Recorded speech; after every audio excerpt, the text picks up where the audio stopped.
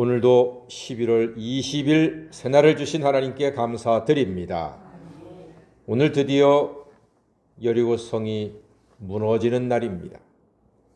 하나님의 말씀대로 이스라엘은 엿새 동안 매일 한 바퀴씩을 침묵으로 여리고성을 돌았습니다. 그 결과 가나안이 가장 강력했던 여리고성이 이제 어떻게 될지 궁금하지요. 7번째 날에는 7번을 돌고 제사장 나팔 소리에 맞춰 일제히 소리를 지릅니다. 어떤 소리를 질렀을까요?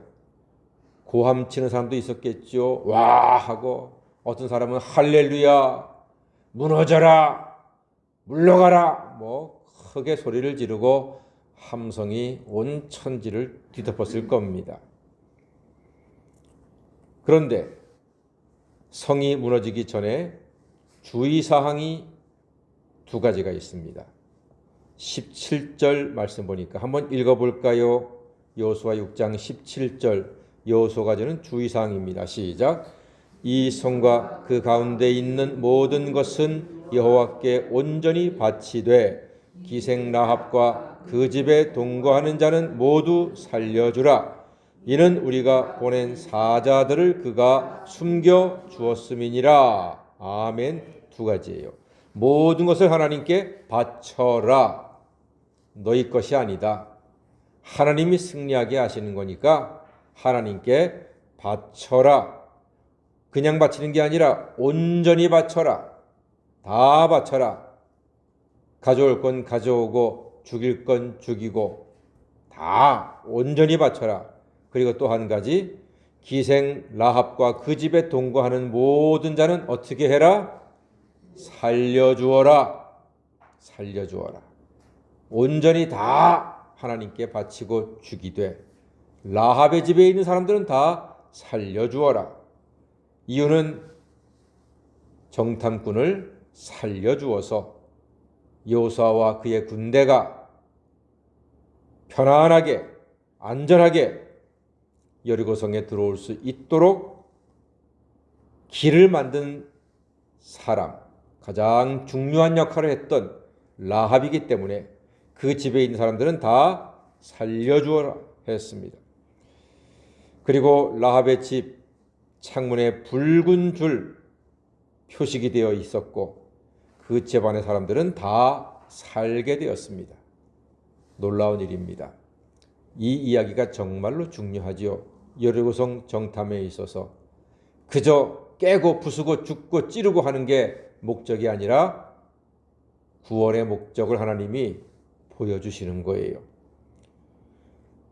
이제 이스라엘은 나팔 소리에 맞춰 소리를 칩니다. 20절 말씀 보니까 크게 외치니까 성벽이 무너져 내렸다고 했습니다. 와르르 하고 무너져 내렸습니다.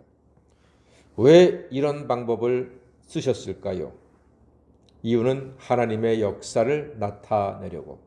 누가 역사하셨다고요? 하나님이 하셨다. 누가 다 일을 이루셨습니까? 하나님이 이루신 것을 나타내기 위해서. 이렇게 지금 생각하면 말도 안 되는 방법이잖아요. 그 큰 성을 무너뜨리는데 하루에 한 바퀴씩 침묵하고 돌아라. 7번째 날에는 7바퀴를 돌고 7 제사장이 7 양각 나팔을 불 때 소리를 쳐라. 그래서 성이 무너질 것이다. 말도 안 되잖아요. 미사일도 아니고 탱크도 아니고. 그런데 이렇게 하신 이유는, 이 일은 누가 하셨다? 하나님이 하셨다. 하나님의 능력과 하나님의 역사를 나타내기 위한 하나님의 뜻입니다. 사람으로서는 할 수 없으되 하나님으로서는 다 하실 수 있음을 믿습니다. 이것이 우리의 믿음이 되어야 합니다. 여리고성을 무너뜨리는 것은 심판과 사망의 일이 아니라 사실은 구원의 일입니다.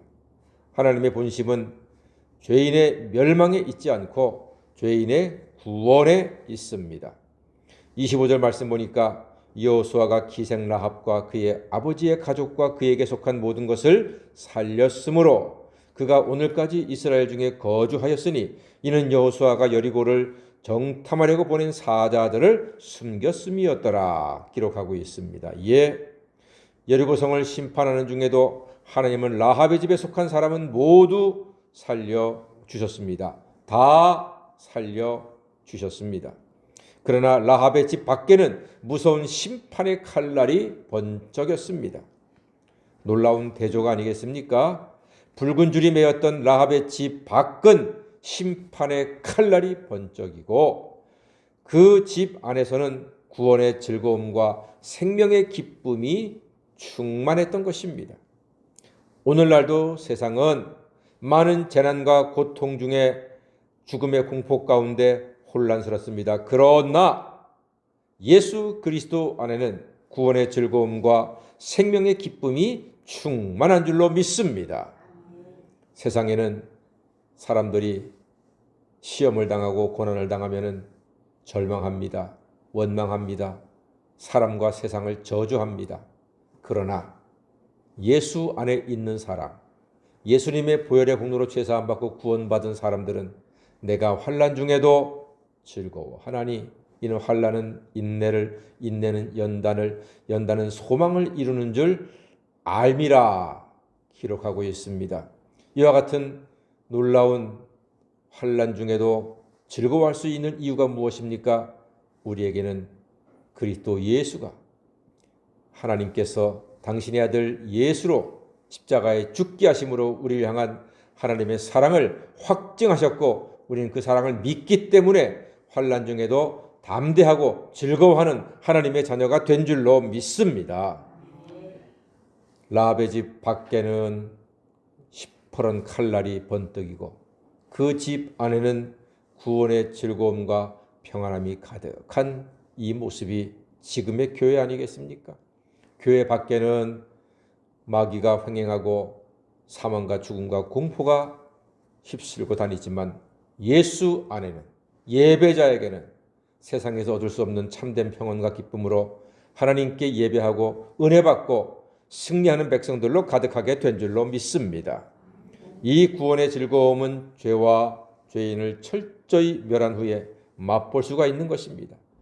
21절 말씀 보니까 그 성 안에 있는 모든 것을 온전히 바치되 남녀노소와 소와 양과 나귀를 칼날로 멸했다고 하고 있습니다.